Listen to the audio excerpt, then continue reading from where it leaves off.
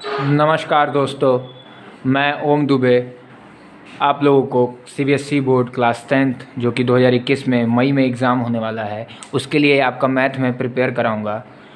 और जिसके लिए मेरा पहला वीडियो ट्रिग्नोमेट्री पर बेस्ड है और जिसमें मैं कुछ थ्योरी करा रहा हूँ, कुछ क्वेश्चंस मतलब अभी तो मैं कुछ फार्मूलाज करा रहा हूँ, उसके बाद कुछ क्वेश्चंस में जो भी इंपॉर्टेंट क्वेश्चंस हैं जो आपके एग्ज़ाम में आ सकते हैं वो सारे के सारे क्वेश्चन मैं कवर करूँगा अपने अगले वीडियोज़ में, आने वाली वीडियोज़ में। तो अभी मैं आपको कुछ फार्मूलाज करा रहा हूँ, तो मुझे अपना आप लोगों का सपोर्ट चाहिए। लाइक, सब्सक्राइब और शेयर करिएगा।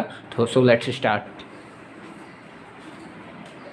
सबसे पहले हमें 6 रेशियोज याद करने होंगे, जिसमें है sine theta is equal to perpendicular by hypotenuse, cos theta is equal to base by hypotenuse, tan theta is equal to perpendicular by base, cot theta is equal to base by perpendicular, sec theta is equal to hypotenuse by base, cosec theta is equal to hypotenuse by perpendicular.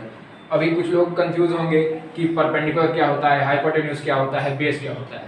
तो मैं आप लोगों को बता देता हूँ, ये जितना भी ट्रिग्नोमेट्री का कॉन्सेप्ट है ये सब 90 डिग्री ट्रायंगल जो होता है, मतलब जिसको हम राइट एंगल ट्रायंगल कहते हैं, उस पर ही अप्लीकेबल होता है। जैसे कि ये हमारा 90 डिग्री ट्रायंगल, ये क्या है, 90 डिग्री ट्रायंगल मतलब राइट एंगल ट्रायंगल।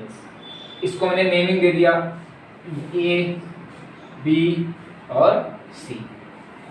ओके, तो जो भी 90 डिग्री बनता है, इसके जस्ट सामने वाला जो साइड होता है उसको हम हाइपोटेन्यूज कहते हैं।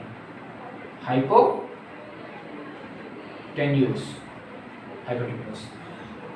और जिस भी थीटा के बारे में हम बात करते हैं, देखिए यहाँ पर थीटा 2 बन सकता है, एक तो ये एंगल सी भी थीटा हो सकता है और ये भी तो थीटा हो सकता है। तो जिस भी हम थीटा को कंसिडर करते हैं, अब हम उस हिसाब से लेके चलेंगे। सपोज करिए हमने इस थीटा को कंसिडर किया, तो इस थीटा के लिए जस्ट सामने वाला साइड कौन सा है, ए बी, तो इस साइड को हम क्या कहेंगे, परपेंडिकुलर। Okay, perpendicular. अब हाइपोटेन्यूज हो गया, परपेंडिकुलर हो गया, क्या बचा है, बेस। तो जो हमारा बचा हुआ साइड है वो हो जाता है बेस। ओके, चलिए एक दूसरा केस ले लेते हैं ताकि आपको बिल्कुल अच्छे से समझ में आ जाए, कॉन्सेप्चुअल बिल्कुल।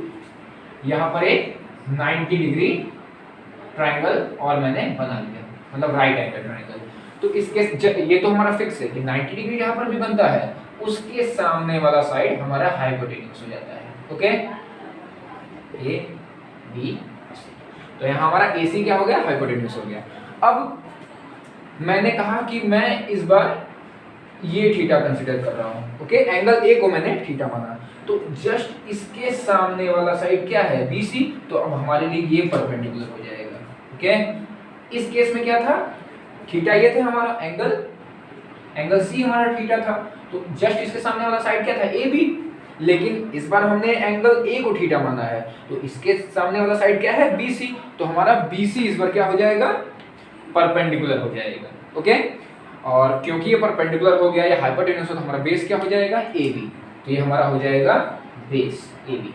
ओके, ये दूसरा केस है और ये दूसरा केस है। ओके, तो 2 केसेस हमने देखा जिसमें हमारा कंक्लूजन क्या निकल के आया कि हाइपोटेन्यूज तो फिक्स होता है 90 डिग्री के सामने, लेकिन परपेंडिकुलर और बेस आपस में बदलते रहते हैं। किस पे डिपेंड करते हैं, थीटा पे। थीटा के जस्ट सामने वाला साइड परपेंडिकुलर होता है, और अब परपेंडिकुलर हो गया, हाइपोटेन्यूज हो गया, तो जो बच गया वो बेस हो गया। ओके, तो ये हमारा कंक्लूजन हुआ। तो उसके हिसाब से हम देख लेते हैं, sine theta is equal to P by H. P क्या है हमारा, इस केस में अगर हम देखें, इस वाले केस में अगर हम देखें तो हमारा परपेंडिकुलर है ए बी और हाइपोटेन्यूज क्या है हमारा, ए सी। इस केस में अगर हम देखेंगे तो हमारा साइन थीटा हो जाएगा पी बाई एच, तो पी हमारा क्या है, बी सी, हाइपोटेन्यूज हमारा क्या है, ए सी। तो इस तरीके से हम सारे रेशियोज को डिफाइन करेंगे। जैसे कि हमारा कॉस थीटा क्या होता है, बी बाई एच, मतलब बेस बाई हाइपोटेन्यूज। तो इस केस में हमारा बी सी बेस हो गया और ए सी हाइपोटेन्यूज हो गया, और इस केस में हमारा ए बी जो है वो बेस हो गया और ए सी जो है हाइपोटेन्यूज हो गया। तो हमारा कंक्लूजन यही निकल के आया था कि हमारा हाइपोटेन्यूज कभी नहीं बदलता है, 90 डिग्री के जस्ट सामने वाला जो अपोजिट साइड है वही हमारा क्या हो जाएगा, हाइपोटेन्यूज। लेकिन जो भी थीटा होता है उसके जस्ट सामने वाला मतलब अपोजिट वाला क्या हो जाता है, परपेंडिकुलर, जो बच गया वो बेस हो जाता है। तो उसी तरीके से हम tan थीटा देख लेते हैं, परपेंडिकुलर बाई बेस। परपेंडिकुलर क्या है इस केस में, AB, बेस क्या है BC। इस केस में परपेंडिकुलर क्या है BC और बेस क्या है AB। तो ध्यान देने वाली बात है, हमें बस ये 3 रेशियो याद करने हैं। Okay, sin theta is equal to P by H, cos theta is equal to B by H, tan theta is equal to P by B। अब हमें ये 3 याद करने की जरूरत नहीं है। क्यों नहीं है, यह मैं आपको अभी बताता हूँ। sin theta is equal to P by H होता है और cosec थीटा क्या होता है, जस्ट इसका उल्टा H बाई P होता है। तो ध्यान दीजिएगा, ये फर्स्ट रेशियो है, ये सेकंड रेशियो है, ये थर्ड है, ये फोर्थ है, fifth, sixth. Sine, cos, tan, cot, sec, cosec. तो साइन थीटा का उल्टा सिक्स्थ वाला मतलब cosec H by P। Cos theta का उल्टा मतलब ये B बाई H है, तो sec theta H by B। तो सेकंड वाले का उल्टा फिफ्थ वाला और थर्ड वाले का उल्टा फोर्थ वाला। P बाई B है ना, तो ये B बाई P हो जाता है। ओके, तो टोटल आपको ये 3 याद करने हैं, फर्स्ट 3, और उसके बेसिस पे आपको ये अपने आप ही याद हो जाएगा, याद करने की जरूरत नहीं है। तो PH है तो कॉसेक थीटा क्या हो जाएगा H बाई P। ये BH है तो सेक थीटा क्या हो जाएगा H बाई B। ओके, तो tan थीटा अगर हमारा P बाई B है तो cot थीटा क्या हो जाएगा B बाई P। ओके, तो ये तो हमारे 6 रेशियो हो गए। अब हमें कुछ फॉर्मूलेज भी याद करने होंगे अगर हम क्वेश्चंस को करना चाहते हैं ट्रिग्नोमेट्री के। तो अगर हमें अटेम्प्ट करना है क्वेश्चन तो हमें ये फॉर्मूलाज याद करना बहुत जरूरी है। sin square theta plus cos square theta is equal to 1। Okay, ये हमारा हो गया पहला फॉर्मूला। हमारा दूसरा फॉर्मूला है sec square theta minus tan square theta is equal to 1। Okay, अब देखिए ये मैंने जो रेड कलर में लिख रखा है ये कोई दूसरा कोई फॉर्मूला नहीं है, ये आपका जो ऊपर वाला फॉर्मूला है sec square theta minus tan square theta, उसी का दूसरा फॉर्म है। इसमें क्या किया है मैंने, माइनस tan स्क्वायर थीटा को लेफ्ट हैंड साइड से राइट हैंड साइड भेज दिया, मतलब इक्वालिटी के जो इक्वल साइन है उसके दूसरे साइड भेज दिया है। तो यहाँ पर tan थीटा LHS में माइनस था तो वही उधर जाके ये क्या हो जाएगा प्लस tan थीटा। ओके, तो sec square theta is equal to 1 plus tan square theta. अब यहाँ पर हम देखते हैं third formula, cosec square theta minus cot square theta is equal to 1 है। तो यहाँ पर भी मैंने वही काम किया है, ये इसका दूसरा फॉर्म है। cosec square theta is equal to 1 plus cot square theta, जो चीज हमने जस्ट ऊपर वाले में लगाया था ये उसका दूसरा फॉर्म है।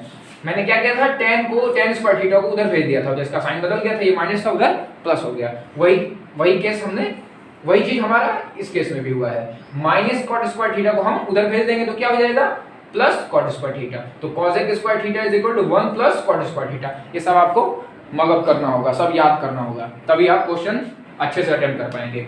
अब देखिए कुछ 5 फॉर्मूला और है, उसको भी हम देख लेते हैं। Sine theta into cosec theta मतलब फर्स्ट वाला इंटू लास्ट वाला मतलब सिक्स्थ वाला, first into sixth is equal to 1। तो अगर sine theta into cosec theta is equal to 1 है तो ये उसका दूसरा फॉर्म है, मतलब इस कॉसेक थीटा को हम उधर लिख सकते हैं या कॉसेक थीटा को इधर ही रखते हैं, साइन थीटा को उधर लिख सकते हैं। बात समझ में आया, मतलब ये दोनों एक दूसरे का क्या है, रेसिप्रोकल है। वही चीज हम सेकंड वाले में भी देखेंगे।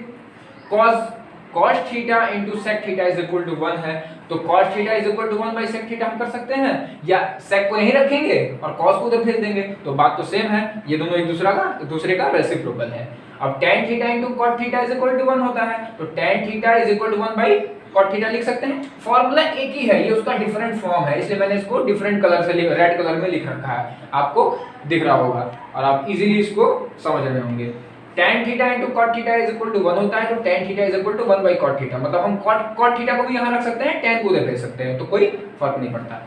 अब ये दो फॉर्मूले बहुत इंपॉर्टेंट हैं, एग्जाम पर्पस से भी क्वेश्चंस में बार-बार अप्लाई होते हैं। तो tan theta is equal to sin theta by cos theta, मतलब ये जो हमारा तीसरा वाला रेशियो है tan थीटा, ये फर्स्ट और सेकंड के रेशियो के बराबर होता है, मतलब sin theta by cos theta, मतलब sin थीटा हमारा न्यूमरेटर में और cos थीटा हमारा डिनोमिनेटर में, ये हो जाएगा हमारा tan थीटा।